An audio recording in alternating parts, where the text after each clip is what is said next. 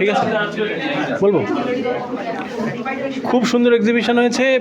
এসেছিলাম কারণ আমি বনেদি বাড়ি নিয়ে বহু বছর কাজ করেছি। আমার একটা বই করেছি আমি from the ministry of culture, Calcutta stately homes and palaces বলে। সুতরাং ছোটোবেলা থেকেই বনেদি বাড়ির ওপরে ভীষণ একটা টান ছিল। আমি নিজে বড় হয়েছি সেন্ট্রাল নর্থ ক্যালকাটাতে। তো বনেদি বাড়ির দুর্গাপুজো নিয়ে এক্সক্লুসিভ এক্সিবিশন, এই কনসেপ্টটা আমার খুব ইন্টারেস্টিং লেগেছিলো বলে আজকে শরীর আমার খুব একটা ভালো নেই, তাও আমি দেখতে এসেছিলাম।